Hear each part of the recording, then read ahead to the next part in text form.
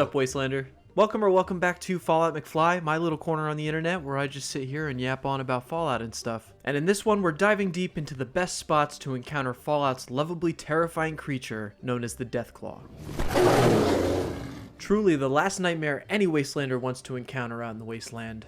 And we're gonna go seek them out. So whether you're hunting them for a daily challenge, or maybe you need to poach them for a Deathclaw hand or two, this video's got you covered because this is the best locations for Deathclaw in Fallout 76. Don't you touch me, you two-bit tramp! Oh! First stop on our list is pretty self-explanatory, and I'm willing to bet 5 caps it's the first location you thought of, and that would be Deathclaw Island, up here northwest in the forest. Once you spawn in, you're going to want to look over across the water, and you'll be able to see the island itself. Pop in that water, swim across, and if you're stealthy enough, you won't even wake the Deathclaw, for he's hiding underground in his nest. But of course, once he senses you, he'll pop right out, and it's time to fight. This is the spot I would recommend to any lower levels trying to find a Deathclaw, but I gotta say, definitely expect a fight. Now this is the primo location whenever a daily or weekly challenges even mentions a Deathclaw. And on top of that, there's a nest here, so it's an even better location to try and find Deathclaw eggs. But unless you're on your own private server, chances are someone already hit this, so you might want to move on to the next spot.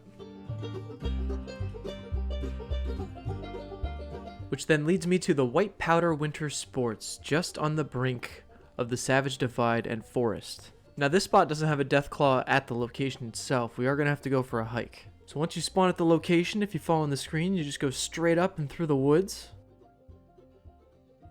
Following along, and you're going to want to look for the power pylon. And funny enough, actually if you walk up to it, there's like a little archery set, there's a little archery scene there. But that's not where we're going, we're actually going to want to find that, look at it, and then hook right up the hill. But then I also should add, you might want to act quick, because this spawns a whole fight scene. Not only is it just a Deathclaw, but it can also spawn things that can kill it. So if you need more than just a picture of a Deathclaw, you have to be quick about this. But funny enough, once you get up there, if he is strong enough, you get to watch him just mutilate a bunch of raiders or something. That's always fun. Unfortunately, there is no nest here, so you won't find any kind of Deathclaw eggs. But I would argue this is the better location for the daily or weekly challenges, because not everyone's willing to make this hike. Now this next one is again off the beaten path, but luckily not that far of a walk. The location you seek here is the Ripper Alley, smack dab in the center of the Savage Divide. Once you spawn in, you're going to walk up the street just a little bit, but then hook directly left down this beat path. Following along, you might start to see a few animals here and there. It could be beavers, rad stags, but you bet your bottom cap that there is a Deathclaw at the end of the road. Again, you can expect a fight. Well, actually, you always expect a fight. That's what I should be saying. But this is just another random spot, probably good for a daily or weekly challenge. I like to hit this one when I spawn at Huntersville and then walk my way over to West Tech to do some farming. Up next, we have a classic location for Deathclaws in Fallout 76. Heading more north in the Savage Divide, you will find the Hopewell Cave, a spooky location on the map with rich lore spanning from pre to post-war. But more importantly for our purposes here, there lies a terrifying monster inside. Simple enough though, once you spawn in, you're going to be right in front of the cave. There might be a few bugs or dogs out front, you'll deal with them. And at your own pace, feel free to walk in there, and creepy enough, he descends from the ceiling to see what new creature has stumbled into his home. This is another location that you might want to avoid if it's a daily or weekly challenge. But besides that, there's a Deathclaw and so much more here. From the brain fungus to the firecracker berries, there's some junk lying around. If something ever possessed you to do the possum badges, you can find the fossil here. And funny enough, it took me a couple years to find this one, but there's a survivor that died here. I don't want to go off on a tangent or anything, but there was a survivor that tried to escape from the Deathclaw with a friend, and he ended up just dying up here. GG, my friend. Sticking with the theme of the Savage Divide, we're going to head to the tippy top and stop off at the Bailey family cabin. Now, like locations in the past, the Deathclaw is not actually at this location, so we're going to want to follow along off the beaten path. Once you spawn in, you're going to want to turn around and follow the driveway up.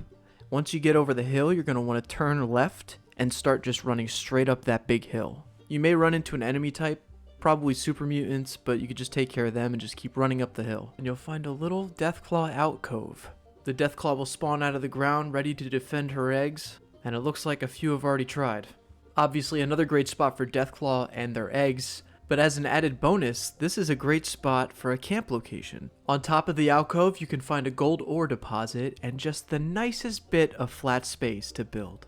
Now, I haven't built my camp here yet, so I don't know if the Deathclaw despawns because of that, or if he just spawns every time, or if he becomes a camp pet.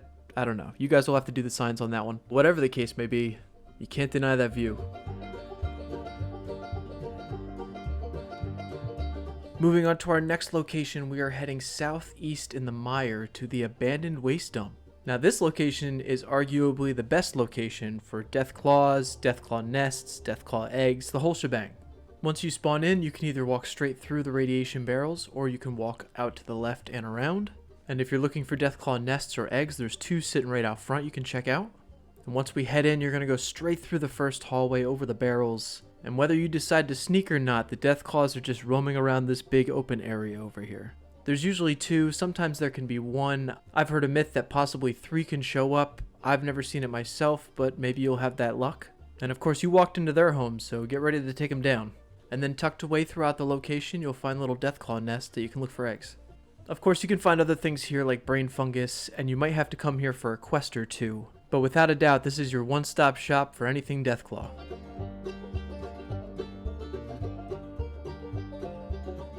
Alright, congratulations Wastelander, you made it!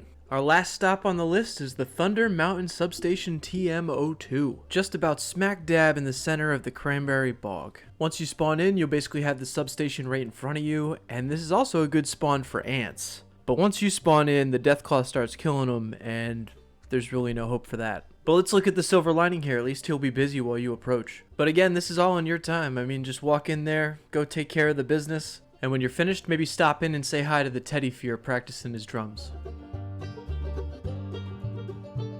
And that'll just about do it for this one, Wastelander.